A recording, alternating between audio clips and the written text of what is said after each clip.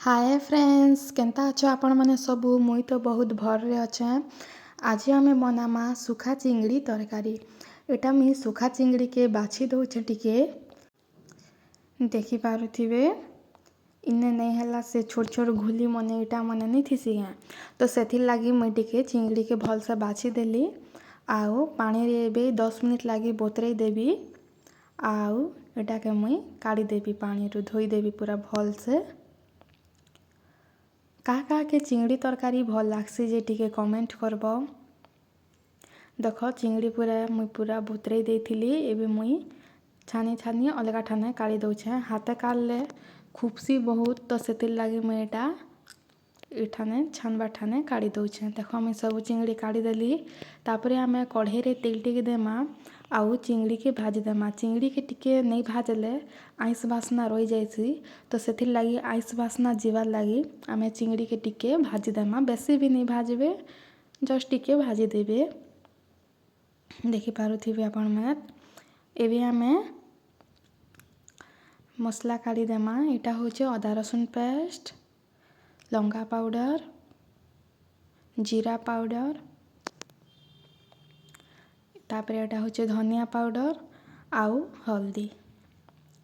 तापरे आमे कढ़ई रे तेल दे देमा आउ तेल टिके तपला परे आमे इने प्याज दे देमा। प्याज के पूरा भल से रेड करी भाजी देमा। मोर वीडियो भल लागले मोर चैनल के टिके प्लीज सब्सक्राइब करी देबे, लाइक शेयर कमेंट भी करी देबे। देखो प्याज भी पूरा भाजी ही गला तापरे आमे जेन मसला काढ़ी कर रखी थिना मसला के दे देमा। मसला रे मुई टिके पानी देइथिली एबे आमे मसला के पूरा भल से टिके कसी देमा। देखि पारुथिबे देख मसला भी पूरा कसी ही गला ना। एबे आमे इने टमाटो दे देमा। एटा में 2टा टमाटो नहीं छे बड़ बड़ साइज रो। तापरे एबे आमे इटा के टिके मिक्स करी देमा आउ स्वाद अनुसार इने आमे नून टिके दे देमा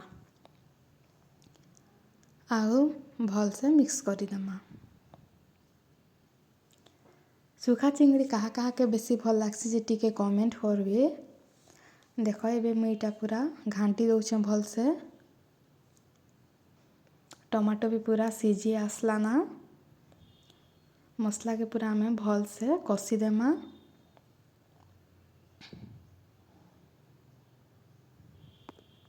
मोर स्टाइल रे थरे चिंगड़ी तरकारी बनिकर खाइबे बहुत भल लागसी। देख आमर मसला भी पूरा भल से कसे ही गला। एबे आमे जेन चिंगड़ी भाजी कर रखी थिना सेडा के दे देमा आउ भल से मिक्स करी देमा। इने आमे टिके पानी दे देमा। बेसी भी पानिया नहीं करबे, पानिया कले टिके भल नहीं लागे तो कम पानी देबे आउ भल से टिके मिक्स करी देबे आउ फुटबार लागी छाड़ी देबे। 5-10 मिनट फुटला परे आमर तरकारीटा रेडी हो जिवा। एबे आम इटा के फुटबार लागी छाड़ी देमा। देख पूरा फुटी गला आमर चिंगड़ी तरकारीटा पूरा है आसला ना। केते बढ़िया दिसुचे।